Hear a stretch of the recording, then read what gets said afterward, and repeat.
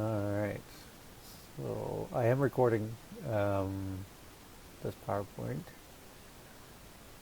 just to let you know. All right. Let's get going. We're in week 8, class number 8 too. So today, what we're going to do, we're going to go over belonging a little bit. We didn't touch on a couple of things that I do want to touch on in belonging, just to finish that up. Yay, lift me. It's a win for today. Take our wins, as small as they are. So I do want to talk about belonging a little bit, and then we'll get into self-regulation, and we'll talk a little bit about what self-regulation is. We'll get you to watch a few videos and answer some questions for me with that. And then we'll talk about helping children understand their emotions and also to notice their feelings. And then we'll probably stop around there, I believe. We didn't get all the way through self-regulation yesterday in the other class, so we will make sure that happens. All right. All right, belonging. So last time we looked at belonging. We looked at what it looked like and what it looked like when it went wrong, right? We also talked about supporting the family belonging, also supporting belonging within the group, and supporting the development of friends within the class. So just one second.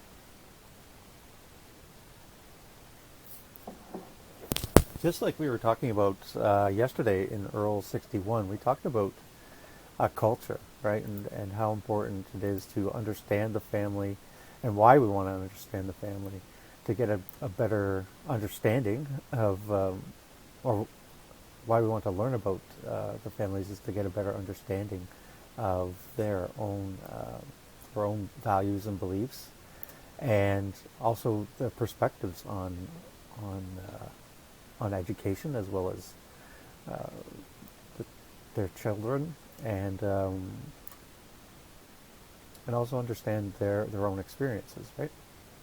So, oftentimes, what we have a common kind of practice is that we should be partners across the board, right, and supporting the child in whatever way we need to as educators and as parents, so that we can support the whole child, right? Well, some families believe that it's the job of the teacher to educate, and specifically around academic skills, right? Around like math, teaching my child how to read and write, how to spell his name, those types of things, right? So that's kind of, in some cultures, that's what, or in some people, even not even some cultures, some people, especially in in Canada, there are a number of parents, and I used to have to work with parents to talk about this more constructivist or social constructivist idea of education, and that we're not teaching them how to read and write at the age of 2.5 or 3, right? And why we're not doing that. But it is important for that, and some parents think it's their role to teach the child their morals and how to behave in society, and they just want the teacher to tell them, and they'll deal with it at home, right? Which sometimes can be a little bit scary, depending on the parents and the history of the parents. So we do want to be aware of that as well, right? We do want to find out about the child, and we can do that in a number of different ways. At pick up and drop off, we can have those conversations with the parent, and as I mentioned last time, the drop off or the pickup is usually the best time to have those conversations, as parents are usually not so much in a rush to get to work when they're picking up, right? So you can have those conversations. School open houses, parent interviews, those types of things can also be good ways of meeting with families. Unfortunately, sometimes some of those families aren't able to come to open houses or parent interviews and things, and school events. So we do want to try and catch them at that when they're picking up or dropping off. And what we want to do is really try to find out more information about the family and about the child. We can give them information about what happened with their child that day. I would very strongly recommend that you don't bombard the parent with what the child did bad today. If you think about, this used to happen sometimes when I was a supervisor as well as when I was an educator, and I would find that early child educators would kind of tell on the child in a sense on the parent and let them know, he bit today and he did this today and he punched somebody today.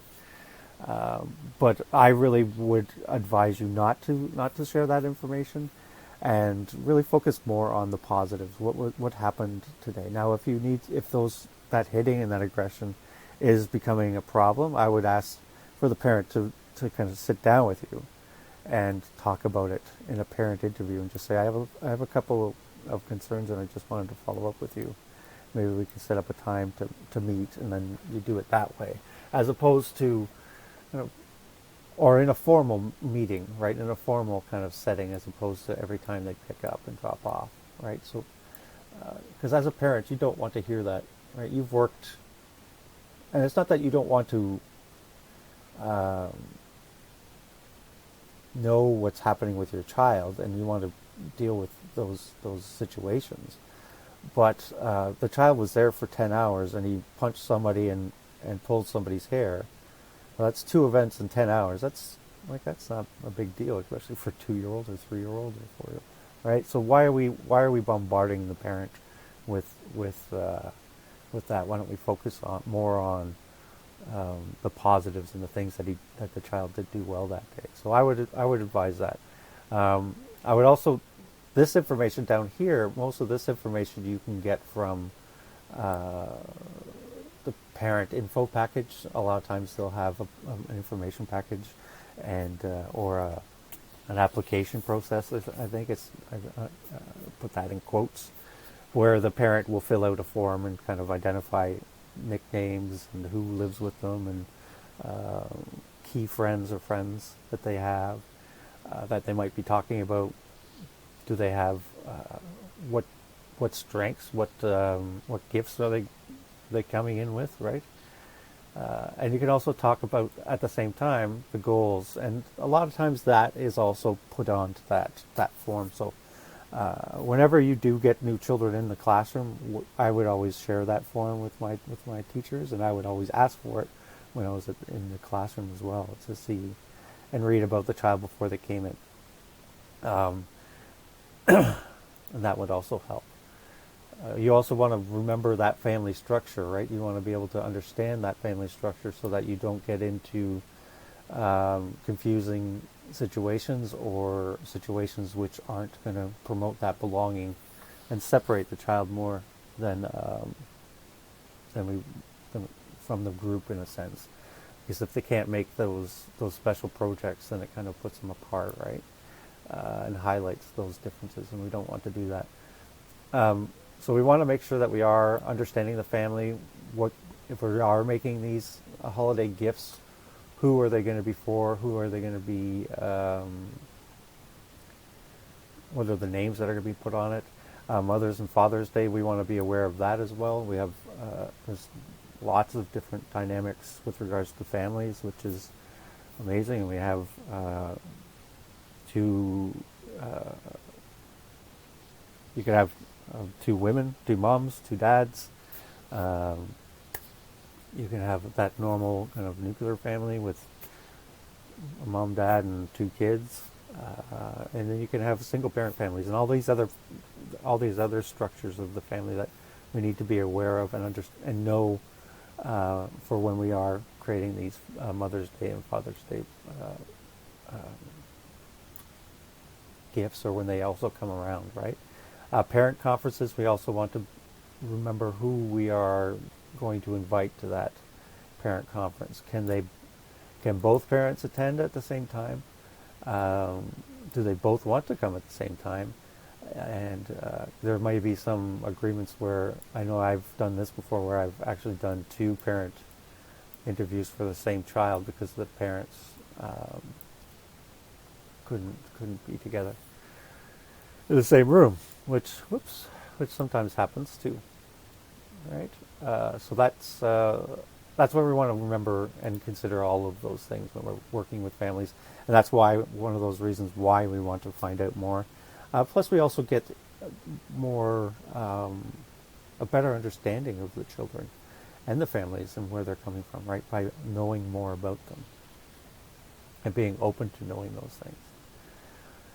So to promote belonging in the group, we're looking at developing communication skills, learning to work in pairs and groups, empathy and helping skills, and we also want to look at understanding group cultures and the expectations, and develop that understanding with the children, right? So developing belonging within the classroom, there's lots of different things we can do. We went over these last week as well with regards to wishing you well. So that would be like a card or a quick letter to a child who's been away for a couple of days. Morning meetings where everybody kind of sits down for a couple of minutes, says good morning to everybody, talk about what they're going to do today, and then kind of let them free. That's usually about, I would only do that for about 5 minutes maybe. Pull them all in for a quick morning meeting. They don't necessarily have to clean up their stuff. They just come in, you sit down and talk to them about what they want to do, and then, or what's available today, and then let them free. But you also want to say good morning to everybody and talk about special events or those types of things, right? Classroom jobs like washing paintbrushes or watering plants.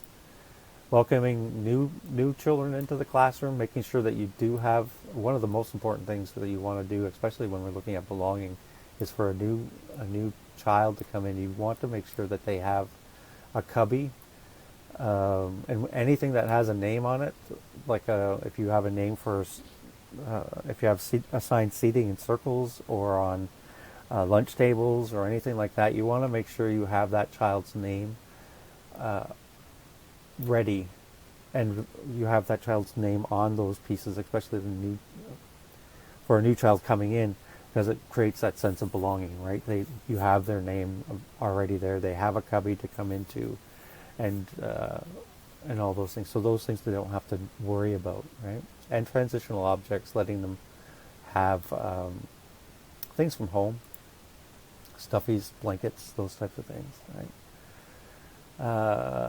Other ways we can look at it, scrapbooks, highlight of the day. You can do that with your pedagogical documentation or just documentation in general, a learning story. Put it into a binder and let the parents read it as they're coming in. Photo walls, name of the class, class pledges, class-made books and class flags, class quilts. Sometimes you'll see those.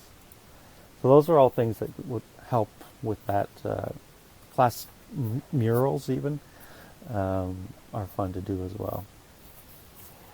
Supporting the development of friendships, we want to look at letting them know that they don't all have to be friends in the class, right? But they do have to be friendly and respectful. Well, we want to avoid kind of this stuff up here, and again, we're getting a little bit nitpicky in a sense. They're not going to be damaged by saying friends, but we want to try and make it a little bit more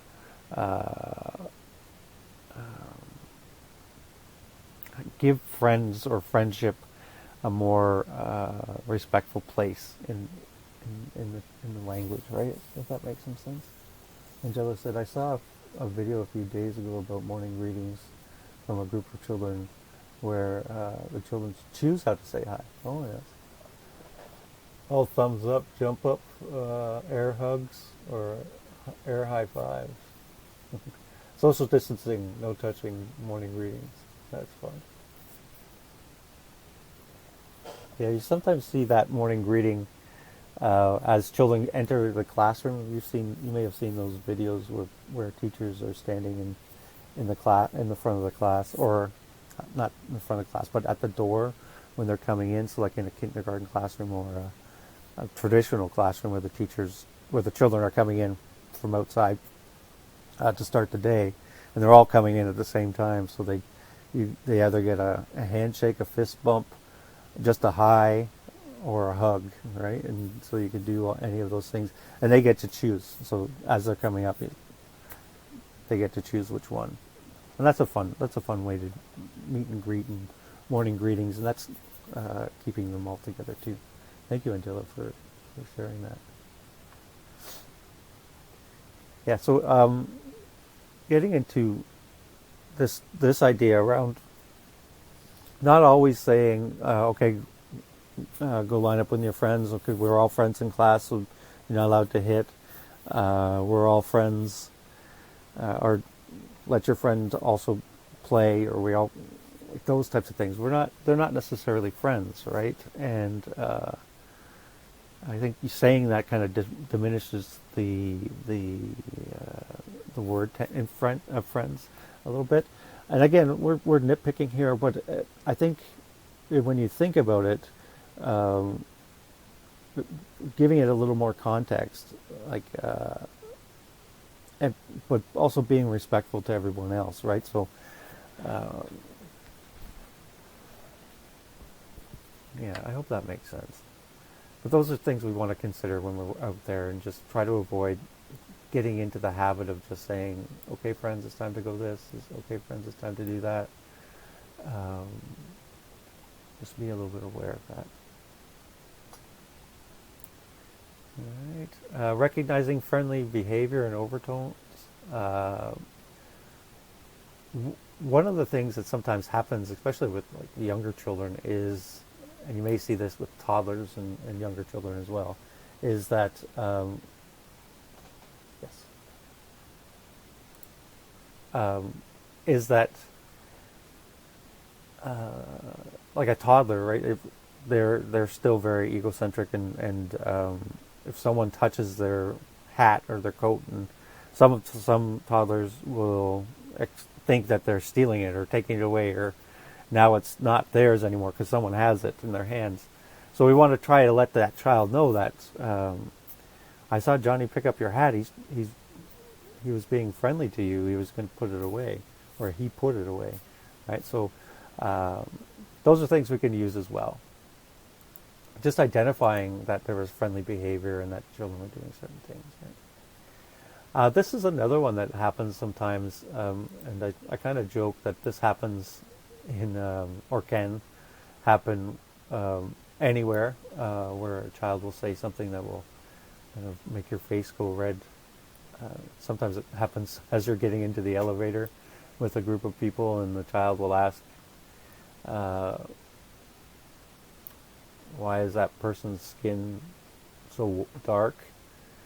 And as the elevator door closes and everybody starts going up, you can, what you do in those situations is really acknowledge the difference and generalize the sameness. We can also really focus on letting the child know afterwards that sometimes we don't point out differences because it makes some people feel uncomfortable. So we can recognize that as well. We can let them know. But we also want to recognize the difference and the sameness. So in some cases, we're looking at saying something like, yes, that he has dark skin and you have light skin. So we're acknowledging the difference. But we all have skin. And isn't it awesome that everybody is different, and we otherwise it'd be a pretty bland world. Or you're identifying that children have the same or similarities with each other. You both like Star Wars, or you both like this, right? So that's another way to kind of identify differences and sameness, and make those connections as well. Using peers as resources. this is where you would tell a child to use, instead of using the teacher all the time for a resource, you can get them to use another child as a resource. And that creates belonging as well, because that creates that community. You're not always the person that's going to have all the answers, and that they can use their peers for that. And it also increases that esteem for that child who's helping, right? All of a sudden they're a helper and they're helping out their friends, and that makes them feel good as well, right? So this would be something like, Johnny knows how to make a paper airplane, why don't you go ask him? Or Sally knows how to tie her shoes, why don't you go ask her to help you? Right? So those are some of the different things you can do with regards to using peers as resources, and it gives you a little bit of a break, I guess. That's what I want to say. These stages of play are these are the stages of play that I was talking about last week when we were looking at those different scenarios, if you recall. And those stages of play are really, I like to call them stages of social play, maybe, or because what they do, and they really help with you as an educator to really get a quick understanding of your expectations for that child and what they should be, especially around social play. Whereas if we have a child who's only able to really engage in social play, and usually if they're able to do social play, usually that kind of connects with playing with adults too sometimes. In these cases, what we want to consider is, like, this was like that little girl who was trying to wash the paintbrushes, if you remember. And the teacher put two people together to wash the paintbrushes. Well, one of them was able to do it, has more of a dyad play or small group, have gotten into this type of, into this level of play. Whereas the little girl was more into social play, into that stage of development. So our expectations of her have to change a little bit. Now, it doesn't mean that we just say, okay, she's only able to play by herself, so that's all she's going to do. It just means that as a teacher, you need to remember that. So if you are getting a child who's really in the social or the solo play stage, and you're connecting them with a child who can play with another child, which is a good strategy, then you want to make sure you as the teacher are there to facilitate a little bit, support, and this is where we get into that scaffolding, right? So we're as an educator, you're scaffolding this child's ability to interact with another child, and in a place in a situation where they're going to be doing something together, right? And you as a teacher can point those things out as it's happening. So that's where you would point out, oh, he's being helpful, he's helping you with this. Wasn't that friendly that he was doing this? So you're pointing some of those things out to the child as you're there, right? And we talked about that last week, where the teacher came over and says, "Stop doing that," and then left, right? And then it escalated, and then the teacher had to come back, and then she removed that child, which doesn't promote belonging at all, and then she had to go sit somewhere until everybody else was done, because if you can't play with somebody, you can't play with anybody type of idea, right? Which again doesn't promote that belonging. So really recognizing as a teacher, as an educator, what's happening and how, and each of the child's kind of stages of play, where they are, so that when you're asking them to do certain things, they're able to, that their chances of success are high, or that you need to scaffold some of that learning to help them with that, right? Does that make some sense? That also goes back to the dyad play, because once you get, excuse me, children who are only able to play with one other child, and then you get situations like in the block corner, in that one scenario in the block corner where two other children came, and all of a sudden the two that were playing with the blocks and building the one child in there didn't want to play anymore and wanted everybody else to leave so that he could still just play with his one buddy. So those situations we want to connect with too, and know that okay, that one little guy can't has a hard time playing with more than one person, so I need to kind of get in there and help them out with that.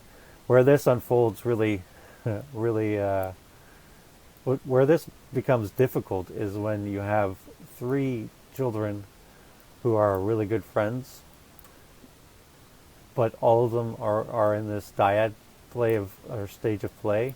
So you'll see that when the two will come, if two, depending on when the children arrive, if one child arrives early and the other child, they start playing together, and this other guy comes, and then it becomes a problem, right? Or vice versa, wherever it is. But you see the three, and then two's company, three's a crowd type of idea, and that's what we're looking at with regards to dyad play. Small group play. So dyad play again is just two children playing with each other. Parallel play, you're aware of that. Solo play is kind of obvious. It's only one. They can only play by themselves. Adult child play is with the adult scaffolding a little bit. Parallel play, we know that side by side, but not really engaged with each other. The dyad play is two children playing with each other. And then we have small group, which is 3 to 6 people. And this doesn't evolve until quite later, I think. Late kindergarten, maybe ages, maybe 5 to 6. You might see it a little bit more. Maybe it might be emerging a little bit in the 4, but I don't know too much. But even when you see large groups are 7 to plus, right? When you see the small groups, this is where we start getting into a little bit more difficulty, I think. And you could even see this, like with 3 to 6 people, you can even see this small group assignments, right, that you guys have to do sometimes together, or even in our when you get into breakout groups and you have small groups, there can be sometimes a little bit of no worries. So Cody, I'm just responding to Cody. Cody, I'm going to put this up on Blackboard, or not on Blackboard, on the YouTube channel there, so you can get into that. Other than that, I don't think there's anything. Is there? Your third reflection journal is due tonight, and next week is March break. And you have the video assignment due on the 20th. All right. But other than that, you need to also know about small groups. Have a good weekend. Have a good week. So you do see this also in college students, right? And even myself, when not just college students, but just students in general. I think every student, or very few students, really like to work in groups, except the students who don't do the work. They always want to be in a group, so that other people can do it for them, right? But but small groups can be difficult, and the more people in the group, the harder it is to work together, right? So even with children, younger children, you're seeing these small groups, and it can be difficult for them to engage successfully. So for large groups, for sure, you're going to have to be there. And then for the smaller groups, you'll probably have to also facilitate a little bit of that. So your expectations, you also need to match your expectations with what you're seeing from the child. So when you're observing the child and understanding what level of play they might be at, primarily, that will kind of dictate your expectations of the child in those social situations and know where they can go, right? Good? I have a short clip from Oprah here. Let's watch this one. We'll see. Okay. Everybody ready? I'm just going to turn off my camera for a moment. And my mic. Oh, yeah, I'm going to put this on. Maybe let me know if you can hear it. It's not starting yet. If you were to ask me in the Good, excellent. early 90s, what is Sorry. a big lesson you've learned from this show, I would have said that the common denominator in the human experience is that everybody just wants to be appreciated or validated.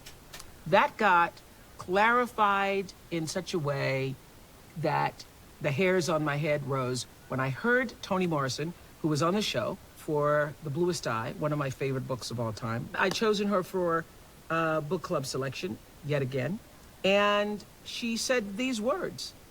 It's interesting to see when a kid walks in the room, your child or anybody else's child, does your face light up? And that's what they're looking for. When my children used to walk in the room when they were little, I looked at them to see if they had buckled their trousers, or if their hair was combed, or if their socks were up. And so you think your affection and your deep love is on display because you're caring for them. It's not. When they see you, they see the critical face. What's wrong now? But then if you let as I tried from then on, to let your face speak what's in your heart, because when they walked in the room, I was glad to see them.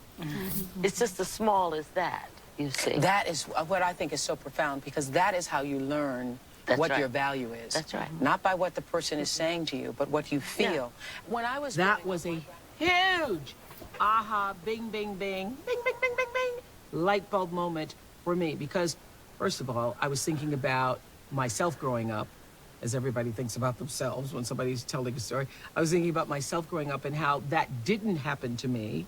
And when I said those words about that is how you gather what your value is, or determine what your value is, I was thinking about, oh, gee, that is why for so many years I was a kid with low self-esteem, because nobody's face lit up or eyes lit up when I entered the space. But where I got that value, that validation, was when I went to church, speaking in the church, or when I went to school.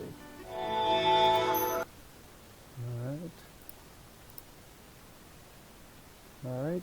So that's a kind of a video just to remember that belonging. And it goes back to that communication that we talked about yesterday too, right? Where your facial expressions, your tone of voice, your body language are all telling the child something, and not just telling them something, telling them more than what you're actually saying as well, right? So you can say something nice, but if your body language is off, your tone of voice is intentionally nasty or whatever, you're not saying something nice, right? And then, like my son says, well, what's wrong with what I said? I didn't say anything. I just said this. Yeah, but. All right. Any questions about belonging before we kind of continue on with that? Everybody's good? Good. Everybody's extra quiet today. All right. So then we have today. What we're going to talk about or focus on is self-regulation. We're going to talk about. Well, I think I mentioned this already. Understanding children's emotions and then noticing their feelings.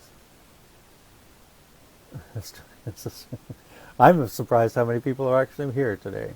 So well done. Well done, all of you. All right. So here we go. So we're going to look at, I'm going to put you up into groups. There are going to be there's going to be three different videos. Okay, what I want you to do is groups 1 and 3.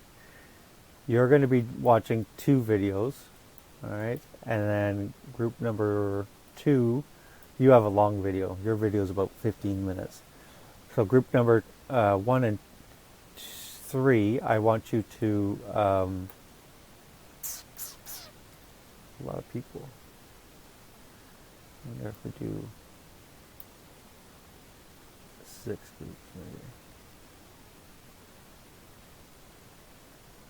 We'll see. Maybe we'll start with 3. All right, let's see how many people we get. We'll have 2 groups. There'll be 2 videos for group number 1, 2 videos for group 3, and 1 video for group number 2. And there's a Google Doc link on Blackboard. I will post that up on the breakout group chat. And there's also a link to the videos on Blackboard as well, under class number 8 or week 8, self-regulation. All right, so take a look at that one, and then you'll be good to go. Any questions?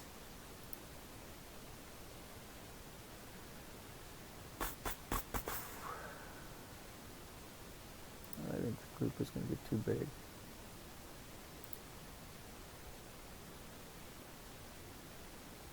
Let's just see.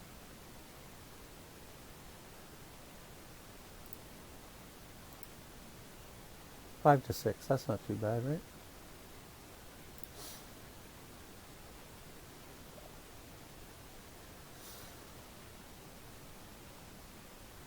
And if it is, too bad. So we have 2 groups of 6 and 1 group of 5, okay? I will post the Google Doc link, but like I said, it is on Blackboard under week 8, and I will also post the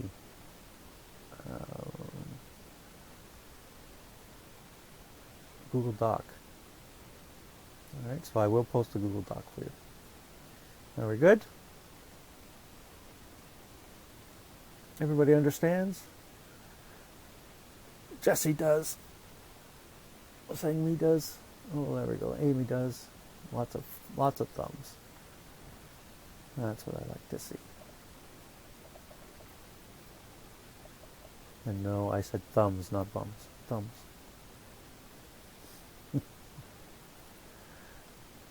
All right.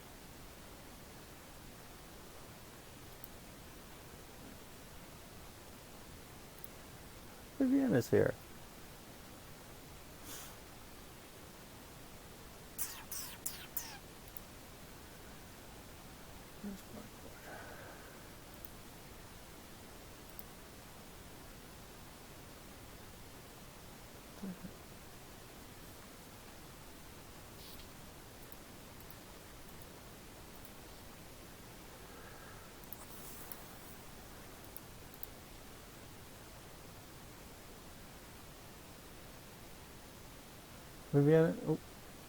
Viviana and Corey, did you guys not get in to a spot?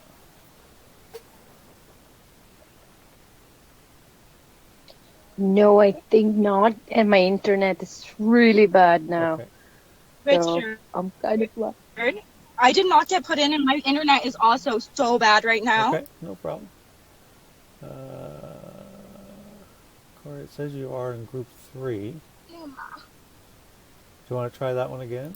I'll send you a meeting invite. Yeah. And Vivian, Perfect. you are also in a group, so I think it just got missed. So I think, let me just check here.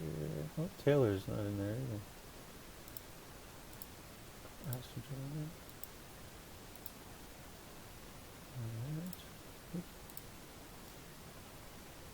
Alright. Corey. Oh, Corey, you made it? Corey made it into a group. Viviana, I just sent you a meeting, asked to join. I'll send it again. Are you in there now? Oh, you are. Good. All right.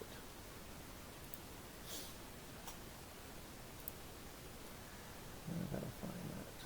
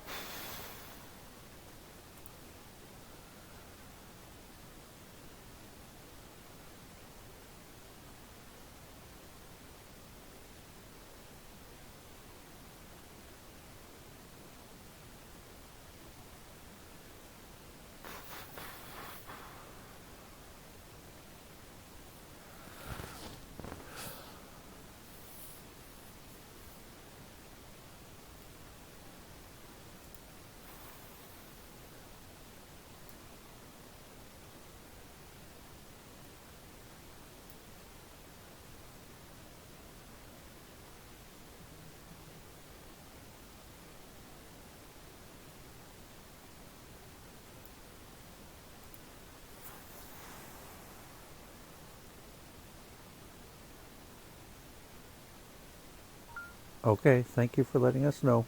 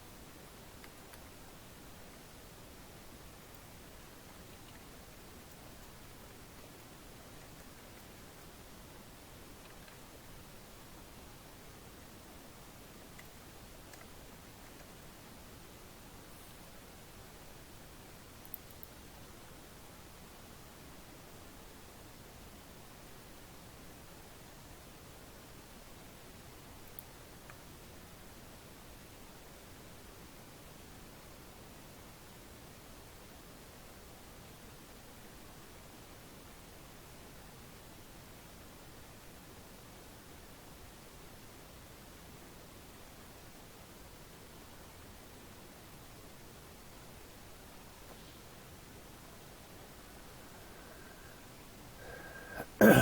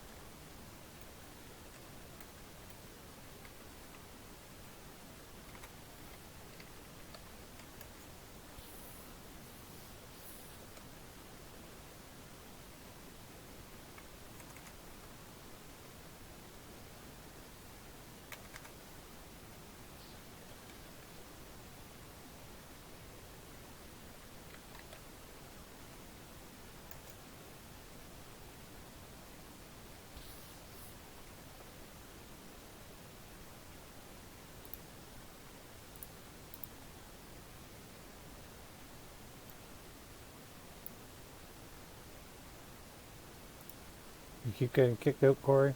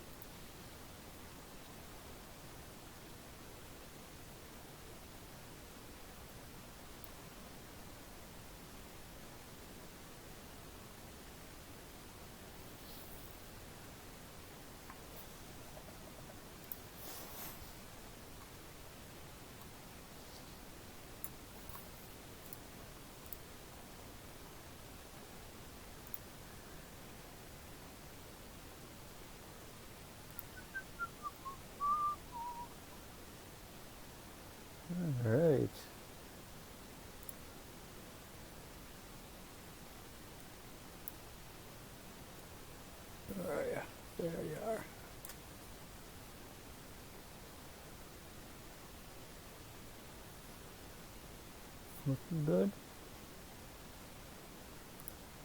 How was that, everybody? Oh, we still have some people coming.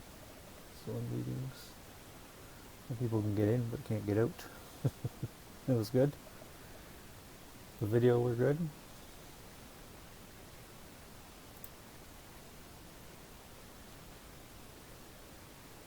Alright, guess I liked it. I'm just waiting, I think. I just have a couple that are... Madison's still in the meeting here. Oh, there she goes. Alright, we're closing. Close. Everybody's back. Alright. Well, so that was good. Well done. So shall we go through this? Are there any questions about those videos or anything that was talked about in those videos?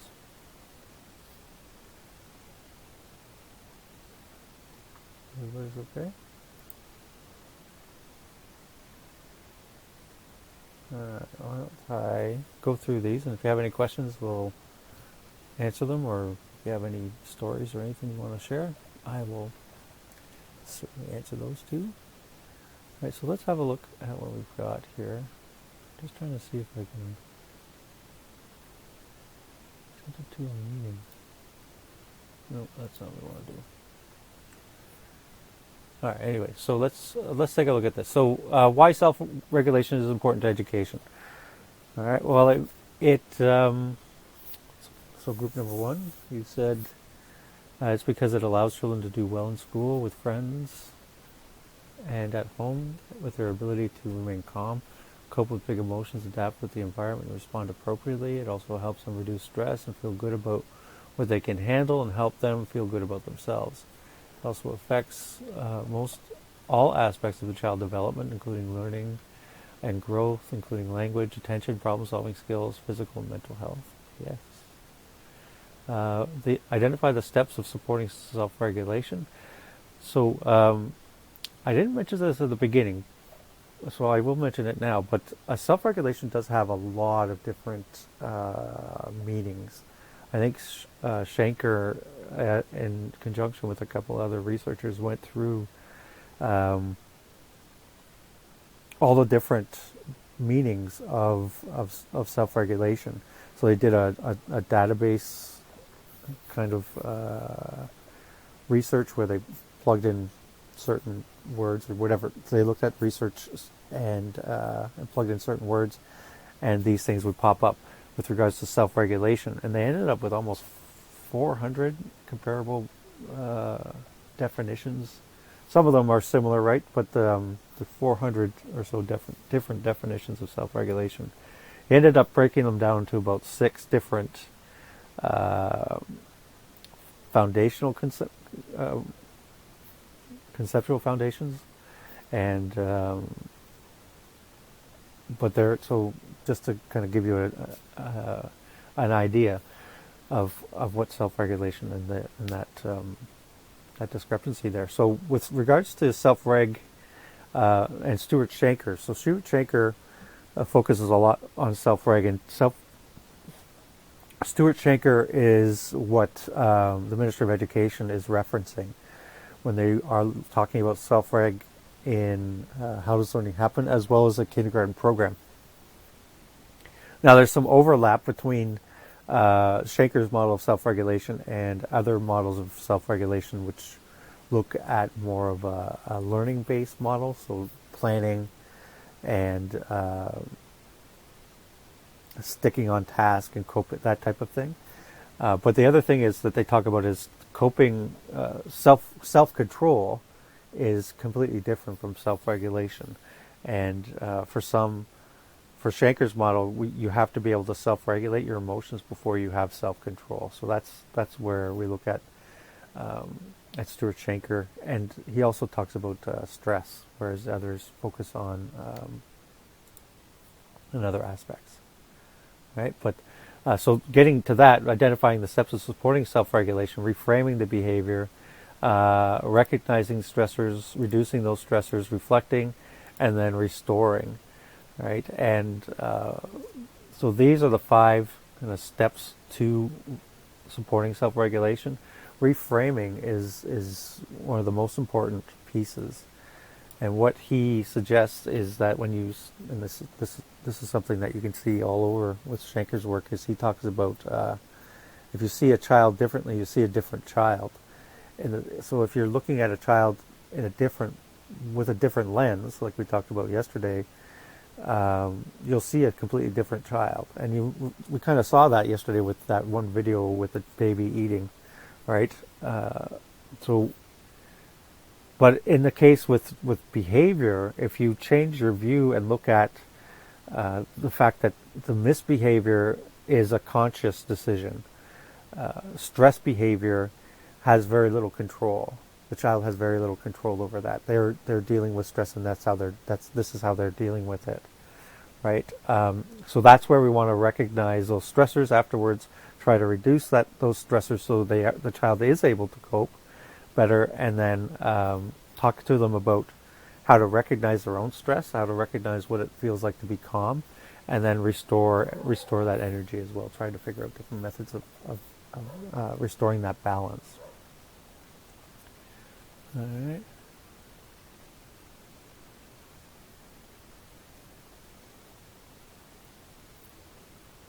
What's that? Self-regulation in kindergartens. So what is self-regulation? So in this case, we're looking at, it is a biological phenomena relates to how a child has to work in order to reduce those stressors in their lives. Hardworking in order to deal with these stressors. It's the ability to monitor and manage an energy state, emotions, thoughts, and behaviors in an acceptable way, and produce results such as well-being, relationships, and learning. And can it be learned? It can be learned, absolutely. It can be taught in practice, and in actual fact, in some cases, especially with stress, it has to be taught. Self-regulation does have to be taught and shown as well. So one of the biggest things with self-regulation is to recognize what it feels like to be calm and identifying what that feels like to be calm. And in some cases, especially when we're in the situations, especially if we're in a chronic stress situation where we're always kind of on and going, and some of you, I think, might be in that state right now as we move into March break, where I hope you can feel that calm and try and recognize, oh, this is what it feels like to be calm. Which is important because you want to be able to feel how can I get back to that state, right? And with the child, you can also help them identify how it can be, what it feels like to be calm, and how to go back to that, right? And what it took to go back to that calm, right? So hopefully, as Corey says, we've got our fingers crossed that we can get into a calm state and work from there. All right. Group number 2. I'm sorry, you had the long one. But what is self-reg? It's a way to manage stress. It is a way every person manages stressful situations. How effectively and efficiently someone deals with stress and then recovers. Absolutely.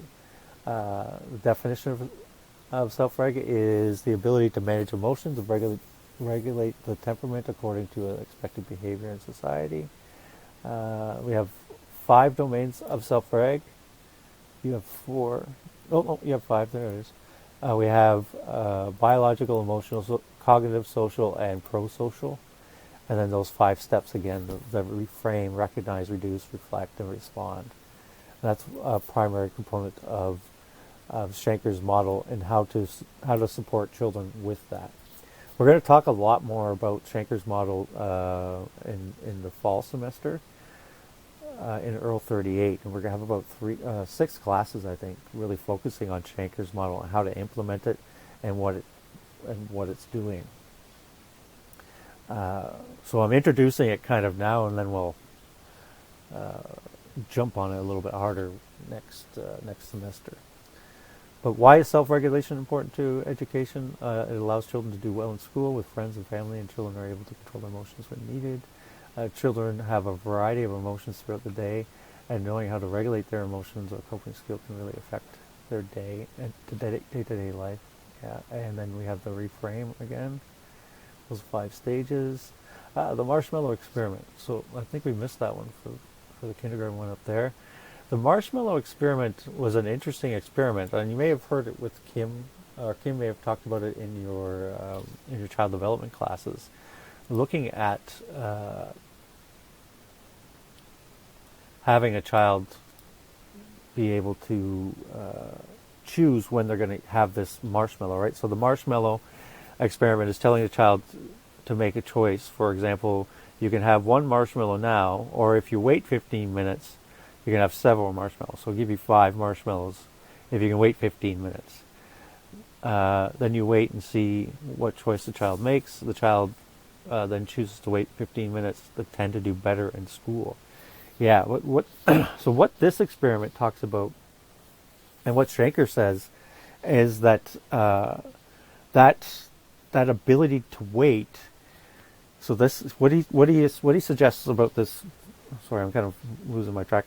But what he suggests about the marshmallow experiment is the marshmallow experiment is not an example of self-regulation.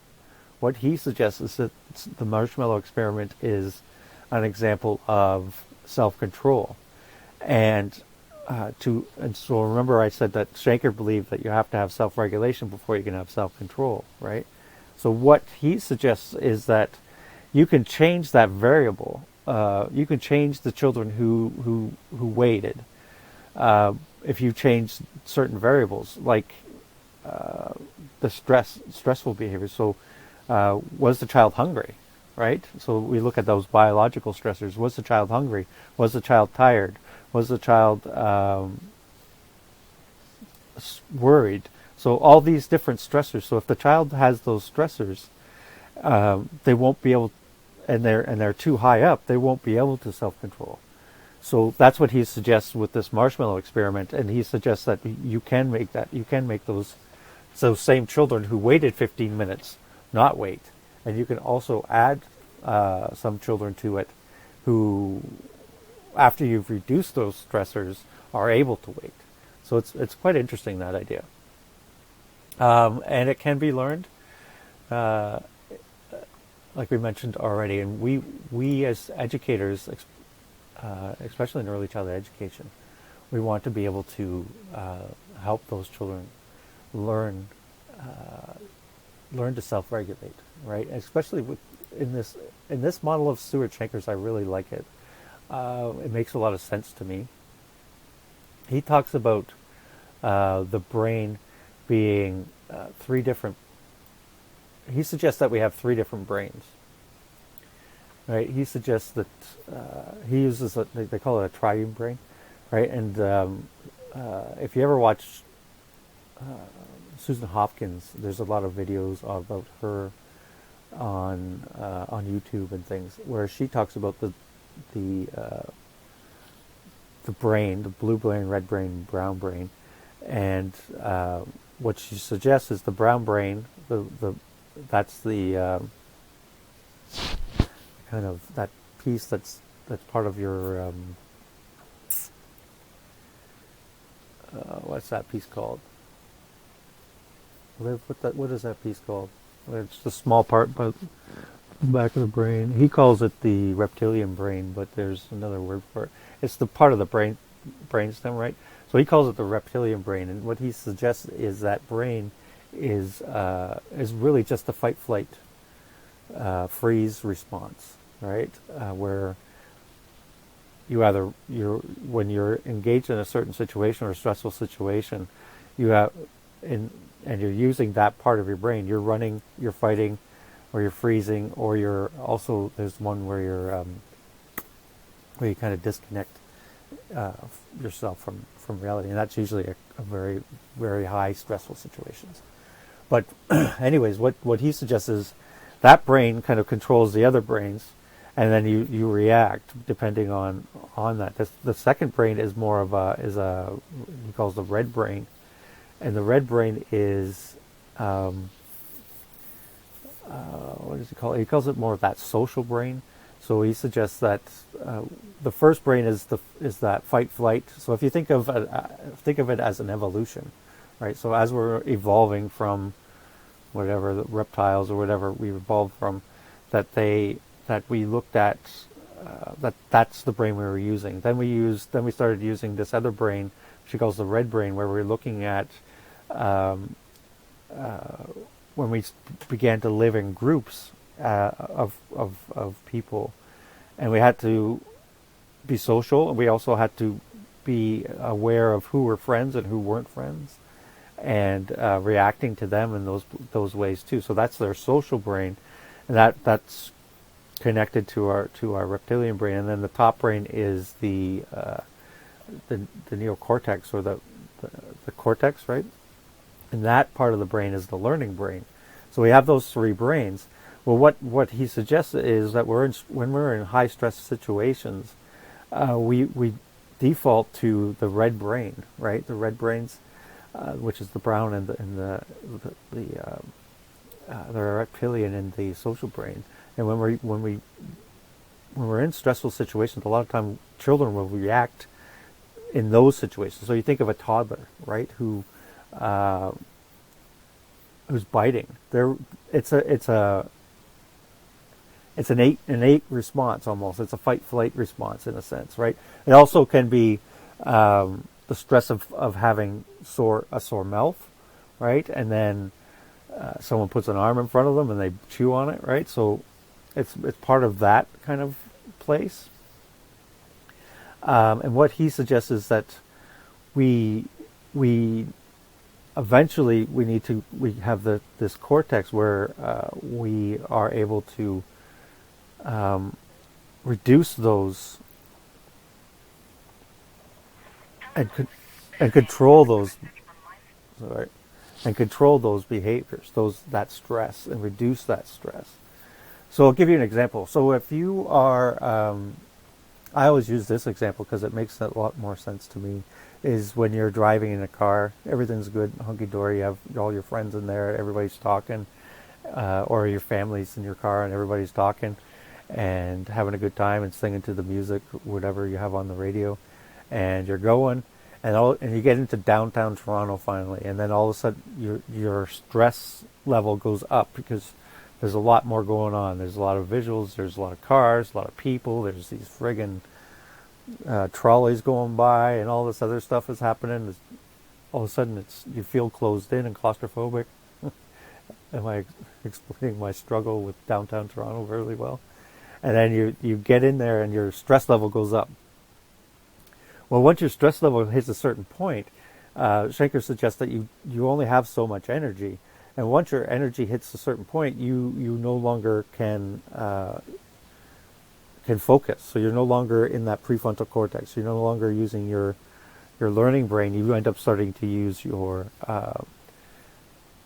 the other two brains, those primitive brains, right? And you start kind of freaking out. So you have to bring that stress down. So how do we bring that stress down in those situations? Well, for me, what I'm doing is I recognize that the noise is part of the stress, the people talking is part of the stress, the radio is part of the stress, and everything else is part of the stress. So the things that I can control or want to try to litigate a little bit is the people talking in the car and turning down the music. So like your dad might have said when you were a kid, I have to turn down the music so I can see better. So you hate downtown Toronto too. Yeah, so that you get into those situations.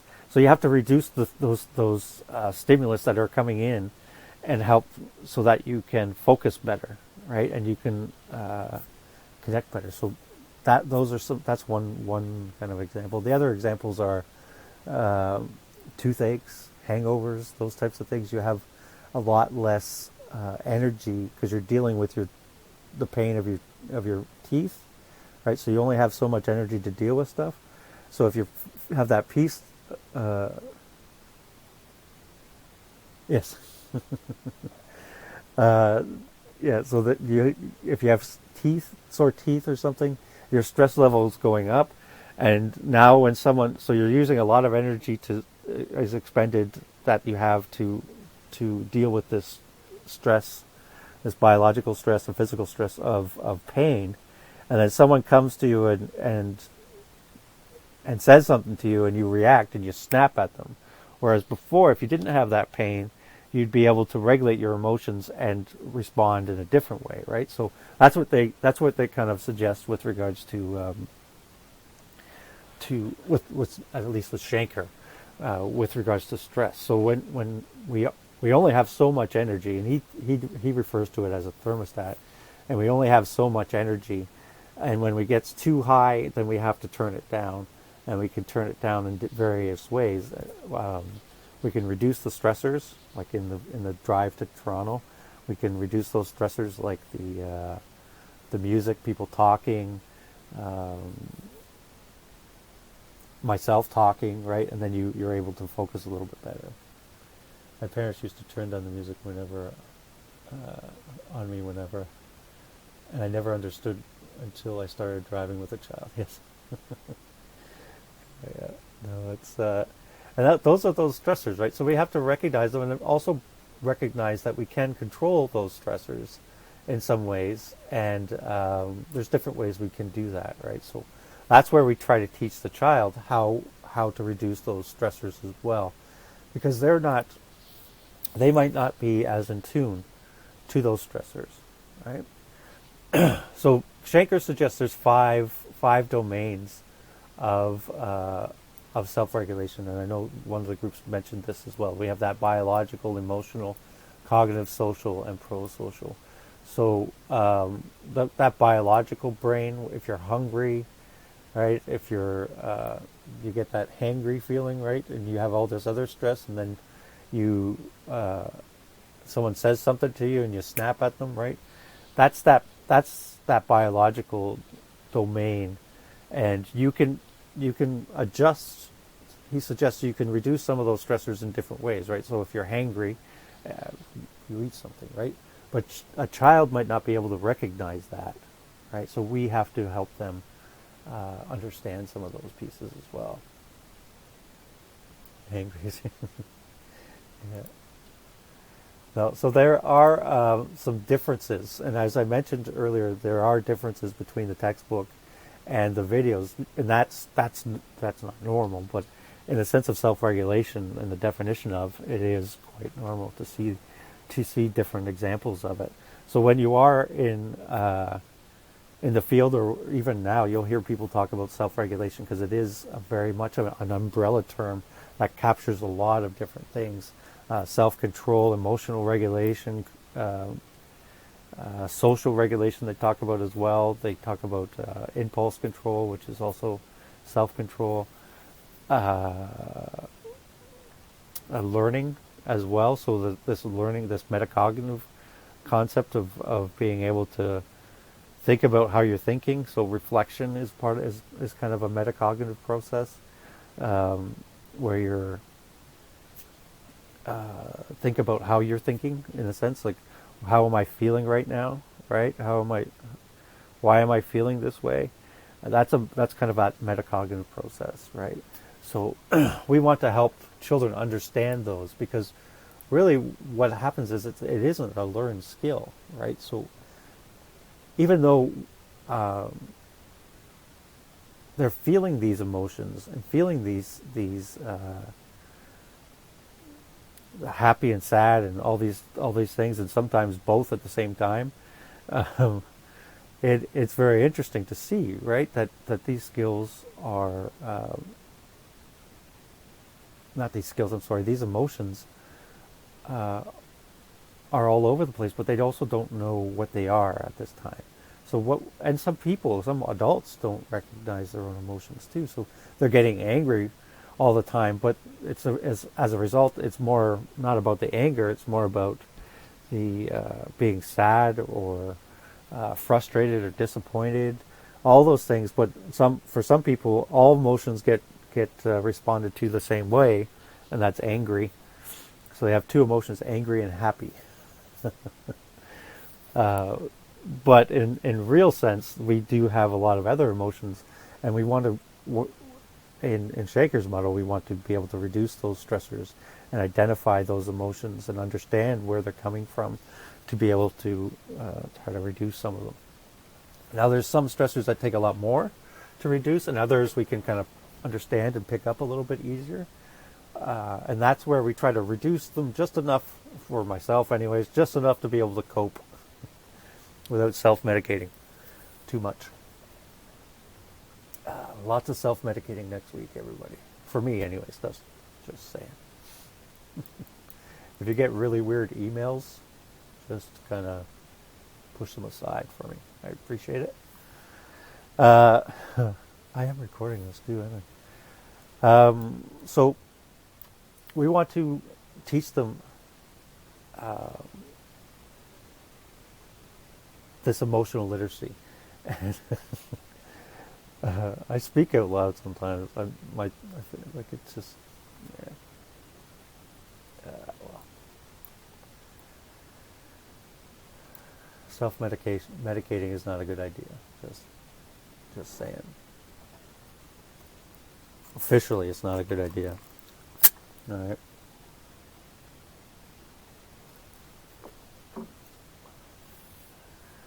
But it certainly helps some days. All right, so emotional literacy, we want to help them recognize those emotions, like I said. We also want to help them identify what triggered that emotion, and also let them know that it does change, right? Sometimes you may have remembered this when you were a teenager, your heart got broken, and you're just like, I'm never gonna be liked by anybody ever again, or loved by everybody. And you're sad and depressed and all those types of things, and eventually you find somebody else and off you go. You're good to go again, right? Or whatever happens, right? But the feelings do eventually subside a little bit. Sometimes it takes a long time for them to change, but we do have to identify to the child that they will change. You're not going to be angry forever. You know, you're angry right now, but it will change, right? So when we are supporting them to understand these emotions, we do want to use emotionally rich emotional vocabulary, in the sense of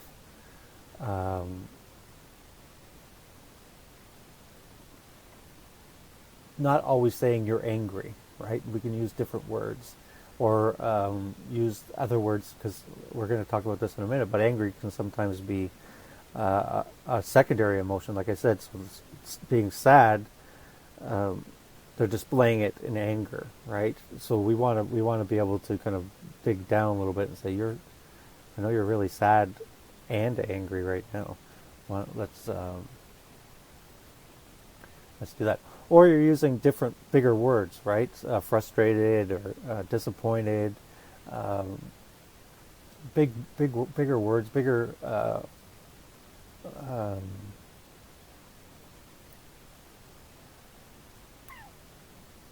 Bigger words. Right? We also want to help them discriminate between those emotions, like you're feeling sad and angry, and help them label those emotions. So you hear that a lot in child cares right now. You look like you're really sad right now, and those are statements you want to use as well. But what we also want to do is to listen to them. You can guess their feeling. Like I said, you look really sad right now, or you look really angry, or you look really frustrated. And they'll tell you, or may tell you, and you can mirror what you hear, right? And then validate those feelings. Okay, so we're validating the fact that, yeah, you know what? Someone knocked down my blocks, I'd be really mad too, and I'd be really angry. And that's okay, right? And it's normal. Okay, so in that statement, what I just did there was I validated. I heard their feelings, so I heard what they said, or I guessed what they said. You mirror it. Yeah, you are feeling sad. I would feel sad and angry if someone knocked over my blocks too. You're emphasizing that. And the trigger is, you identified the trigger, which is knocking over the blocks, and then you go into reassuring that it's normal. Like I would be really upset too if that happened. But you can also then add to it that it's okay, to be angry, it's okay to be mad, it's okay to be sad, all those things. It's okay to feel these ways. but you can't punch them in the head, right? Or you can't kick them, right? You can't do these things. You can be angry, and I can help you with that, and we can try to figure out a solution, but we can't kick, right? We can't do this. So those are some things you can do, even though if, and sometimes as teachers or something, you'd say, like, I would have kicked them too, but you're not allowed to say that. So we are doing that. We're naming and validating those feelings. We're telling them that it is okay to feel. We're human. We're going to feel. It's not bad or wrong to feel. How we react to those feelings, though, is important, right? How are we reacting to those? And again, if you use Shanker's model, how are we reacting to those stressors? How are we reacting to that? And in Shanker's case, a lot of times we don't know that we're reacting. That we just react, right? So, like a guy, when I was driving my truck, and a guy was passing me to get into the turning lane, and he clipped my mirror. But he stopped at the stoplight, so the first reaction, I just opened the door and I was out there running after him. What are you doing? He's like, and then I quickly kind of connected.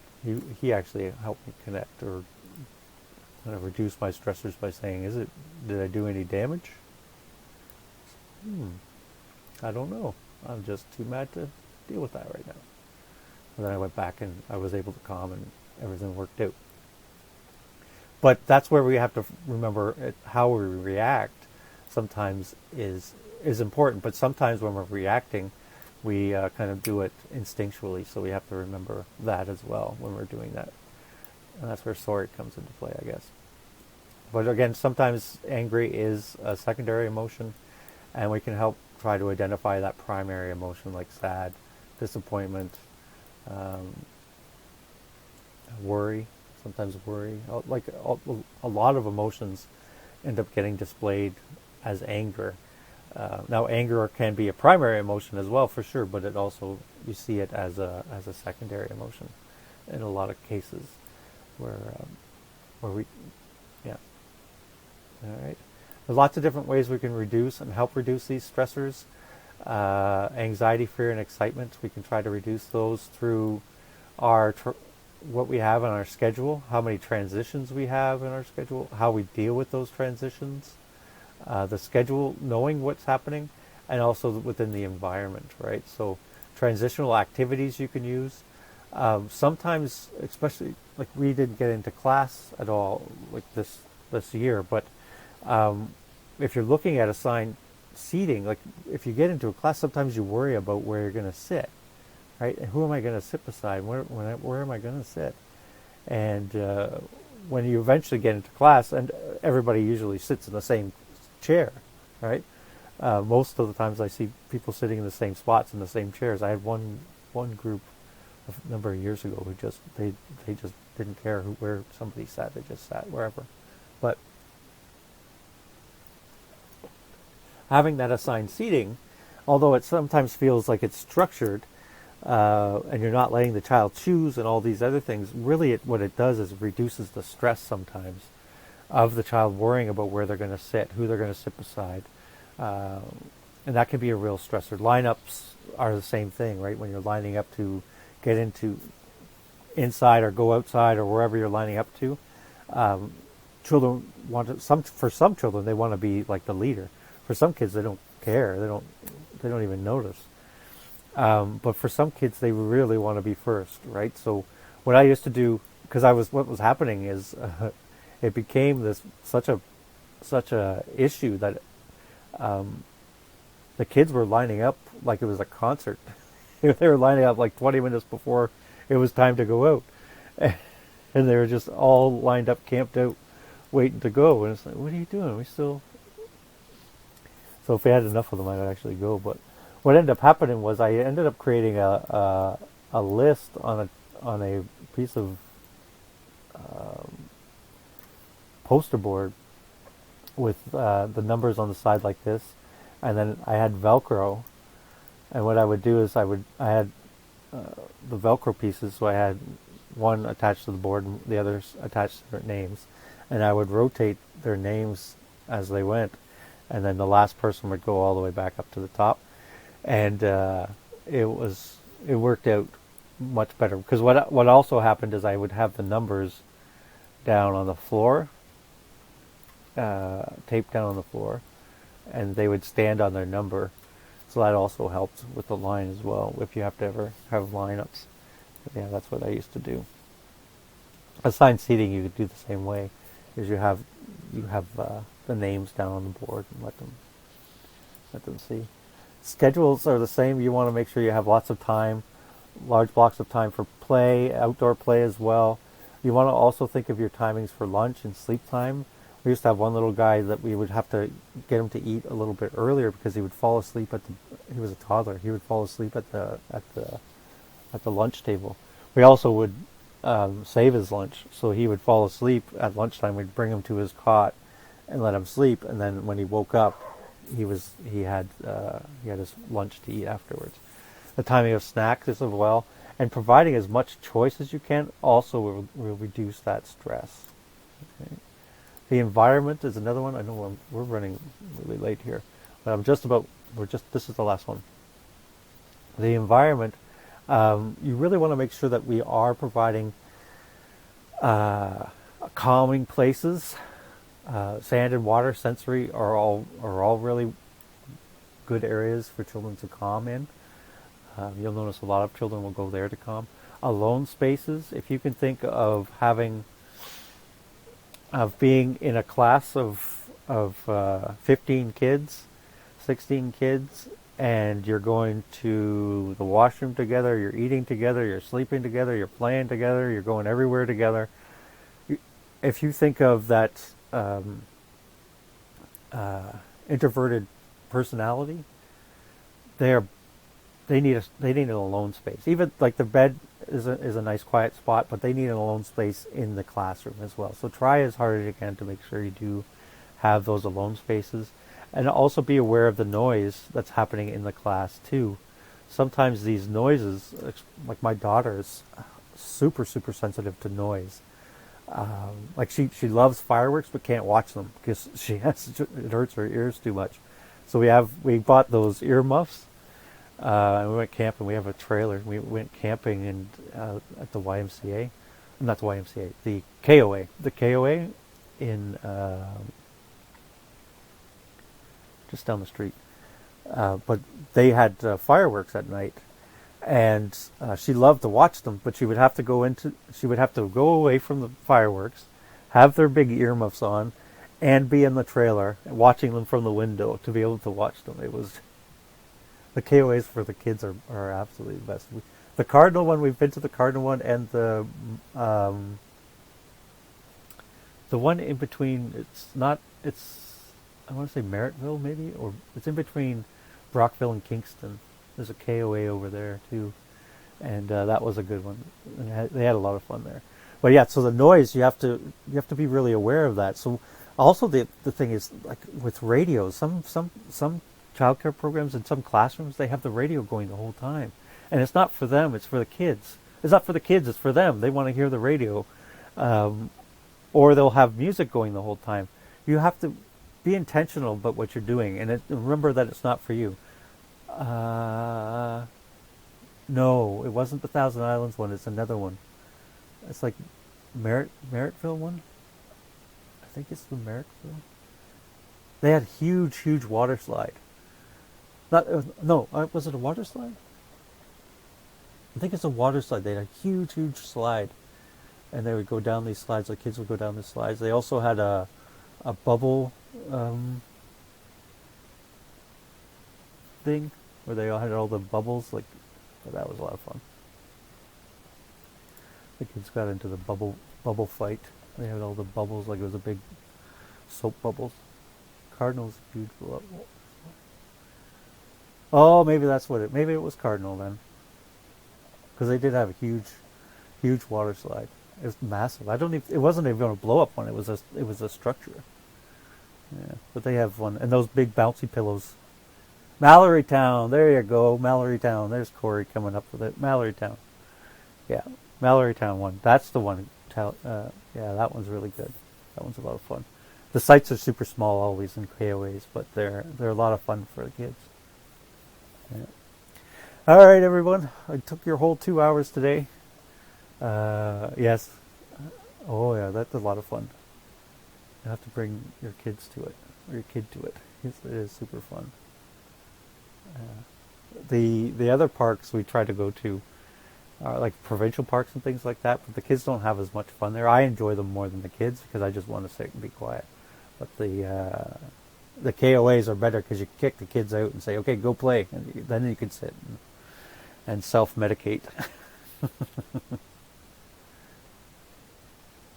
Oh, yeah, book that for the summer. Yeah, kick those kids out. They have a pool there and everything. They love it. They love it. All right, everyone. Yes. Oh, cabins. I've never been to a cabin, but I know I have seen the cabins too. So they're a little bit more expensive, and some of them have air conditioning too, right? So.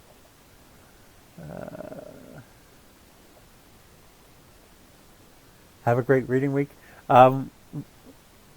Viviana, this will also be up on YouTube.